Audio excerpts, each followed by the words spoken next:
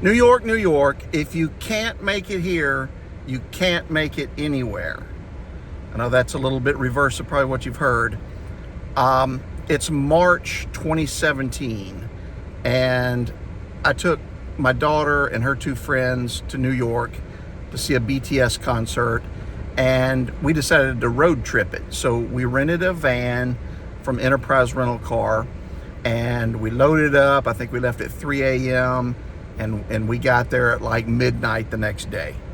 Didn't stop much. Stopped a little bit for food. Did not stop overnight to sleep or anything. This long weekend was great, all the way up until the point of the morning after the concert. We stayed at an Airbnb in Clinton Hill, which is in Brooklyn, and the girls kind of had a long night. We all had a long night. We got back late to the Airbnb from the subway and taking a train over to New Jersey. The concert was at the Prudential Center in New Jersey. But anyway, when we got back, they crashed pretty hard. They were still asleep.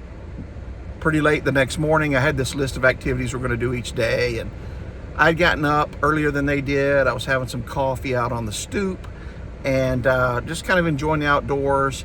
And all of a sudden, I'm aware, sort of in my peripheral vision, subconsciously, the car's not there. The van is not there. And I kind of kept drinking my coffee. I'm thinking, well, I'm very well aware of the fact that Brooklyn has alternate parking during the week for street sweep. They, you have to park on the opposite side every other day so they can clean the roads, and you'll get a ticket and towed if you don't do this. I'm like, I'm not even in a panic. It's a great morning. We had a great night. Like I said, they're still asleep. I'm sort of trying to think about, what we're doing for the rest of the day. And I'm sort of thinking maybe I just forgot where I parked. And I'm like, it's not alternate, street sweep day. I was definitely paying attention about that. So I knew I hadn't forgotten that. But the more I'm looking around, I'm like, maybe it's further down this way or that way. The van's gone. And it's one of these cars, pretty common now, but in 2017 it wasn't common to me. You've got the push start, you push the button and there's a fob, but it doesn't have to be in the car. It doesn't have to be like in the ignition. And side note, before we ever left, I had the car in Memphis, and I had gone to a Kroger grocery store, and I got out of the car and left the car running because there's no keys. This is not it's not a hybrid car or electric where it makes no noise. It was making noise, but I just left the car running because there were no keys, and I wasn't used to that. So the fob automatically locked the door, because I did have that, and it automatically unlocked the door when I got back. And all I could think of that day, this is a couple of days before the trip, somebody could have busted in the door and taken off in the car because it was running. They wouldn't be able to start it a second time, but they could definitely steal the car. So anyway, that starts going through my mind in New York. I'm thinking, maybe that happened this time. Maybe maybe I left it running again. I'd already done it once. Maybe I left the car running. Maybe it's New York. Maybe somebody broke into the car and stole it. And all this is going on in my head. I'm still sitting on the stoop drinking coffee. I'm convinced that I do remember where I parked it, and it's not there, and now somebody else is in that spot. And as I'm looking, there's a fire hydrant there. And, I sort of remember that from the night before. And I know, NYPD is a little more strict on those rules, the law of parking too close to a fire hydrant. But I wasn't that worried about it. I sort of remember that night before thinking, oh, there's a fire hydrant, but I'm not that close to it. I'm not even really parked in front of it. So one of two things has happened. Somebody stole the car, or I was too close to the fire hydrant and they towed it. Either way, I don't have a clue where the car is. So I made a mistake and called Enterprise, And they said, first question I had was, hey, can y'all track it with the GPS? Because even in 2017, I'm thinking they have to have a GPS in these rental cars for that very reason. And they told me they did not. I don't know if that was the truth or not, but they said they didn't. And I'm sort of trying to explain to them of what I think may have happened. And all they're telling me is, I'm going to be responsible. They're not going to rent me another car to get home in. And I better figure out what's going on. And it sounded kind of like the first line of defense there at Enterprise. So I can kind of hear her talking to her boss, and neither one of them are being helpful. So I finally hung up. And I went inside. The girls are still asleep. And I automatically start thinking of, okay, what's the worst case scenario here? The worst case scenario is we're going to have to find some other way home. Money was pretty tight because we're already spent a lot of money on this trip.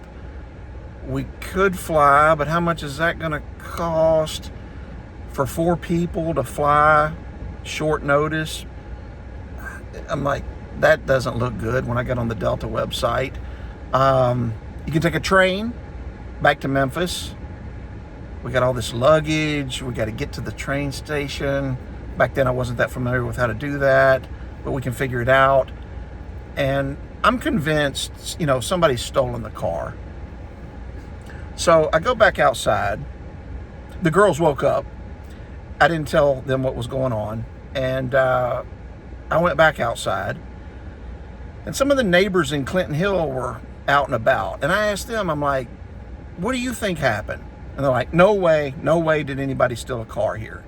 We just don't have that happen. The NYPD definitely towed your car. Happens all the time. You probably parked too close to a fire hydrant. I'm like, well, I wasn't even really in front of it. I was more just to the, he's like, they'll get the measuring tape out. You can't be within a certain amount of inches, which I get the emergency part of that.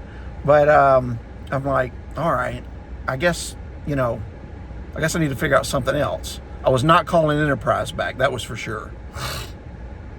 So I go back inside. I tell my daughter what's going on.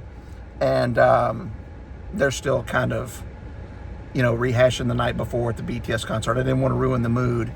And they were even a little emotional about the night. They had such a great time. And, this is a boy band with teenage girls. They enjoyed the concert, and they were a little emotional about it the next morning.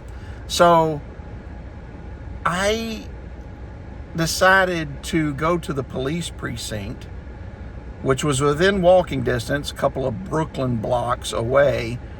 And it was probably really only about a 15-minute walk. And on my way there, I stopped in this bodega and grabbed 3 chocolate Hershey bars because, the girls are emotional. What do emotional females like better than chocolate? So that'll help them out. That was kind of in my mind, even though all this other was going on. It's, it's March, it's cold. I put them in my coat, and I'm like, I'll have that for when I eventually figure all this other stuff out. I think I probably also had to get something to drink. So I walked to the precinct. That part of the story, pretty quickly, they were like, yeah, we towed your car. It's at the Navy Yard.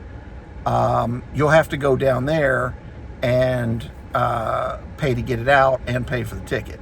And I'm like, well, how far away is that? And I don't remember how far they told me. It turned out it was several miles away.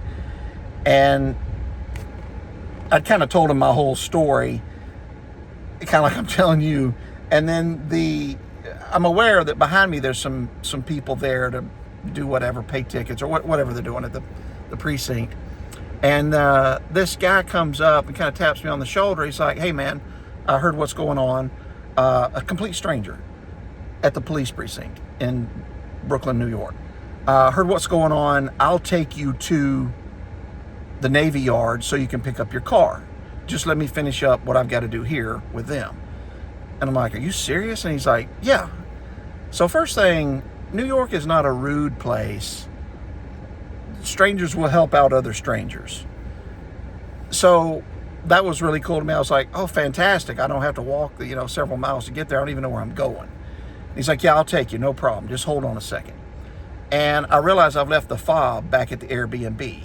So I tell him, I'm like, listen, man, I'm sorry, but while you're doing this, I'm going to run back to the house, grab this fob, and then get back over here. Will that be okay? I might be a few minutes. I don't know how long it's going to take you. It might take me a few minutes. He's like, yeah, that's fine. I'll wait on you. And so he took care of his business. I ran and got the fob, came back. He was still there. He was done. He was waiting on me. We get in his car, a stranger's car in New York City, and he takes me to the Navy Yard. And I get out and I go in. I end up, it's like a typical DMV trying to get, I see the car, and I'm like, you know, man, this city is testing me a little bit, because I had an incident the same week where I left my wallet in the car with the Uber, and that's a story for another day, but this all happened on the same trip. Like this, and then we were planning on moving there, and I'm like, man, this city is really testing me of how bad do I want it. And I go inside. The lady at the DMV is not helpful at all. There's all kinds of drama going on. She's yelling at some people. They're yelling back. And I'm like, we had other stuff we were wanting to do today. That's kind of what's on my mind, is every 30 minutes that clips by is something else we're not going to get to do. We got to go back Saturday. I've got to, you know, the girls are now up and awake and kind of ready to go do something. And I have no car.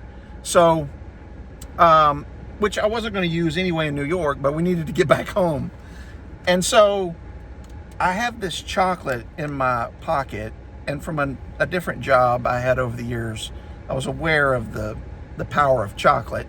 And I'm like, I took one of these chocolate bars out of my pocket, and she's behind the glass at the DMV with the paperwork and all. And I didn't say anything. I just slid the chocolate bar, it was a Hershey bar, underneath the glass where they would normally pass paperwork back and forth. And I just kind of looked at her and smiled. She looked at me and smiled, and she took it, didn't say anything, put it in her purse, and she goes, I don't know what's taking them so long back there with your situation. I'm fixing to go find out right now what's going on. So she did, and I was out of there in less than 15 minutes. Had the keys, got back. The highlight of this whole story is what I call him Angel Mike, because he showed up like an angel to help me that day. The highlight is when he let me out at the DMV before the chocolate and before dealing with the lady. I told him, you know, we were planning to move to New York. He was from Staten Island. And the last thing he said to me was, hey man, good luck. If you can't make it here, you can't make it anywhere. And that all happened about the same time the door closed. And I remember walking away thinking, well, he doesn't even know what the saying is. It's New York, New York. If you can make it here, you can make it anywhere. That's what Frank Sinatra sings about. That's the lyric. If you can make it here, you can make it anywhere, because it's so hard here. And over time, what I found out was he meant what he said. And there's so much opportunity in New York, and we found this out later as we lived there for 3 years. There's so much opportunity there. The statement was actually true. I don't guess I know 100% that he didn't say it wrong or I heard it wrong, but I took it and grabbed hold of it, because if you can't make it in New York, you can't make it anywhere. And the reason that's true is because you have more opportunity in New York. You have more, there's more that goes on there. And, you know, I don't live there anymore, but during the time that we did, we found that to be true. I mean, there's tons of opportunity everywhere. So, not moving back to New York, but I thought that was interesting that I heard it that way, or he said it that way. If you can't make it here, you can't make it anywhere.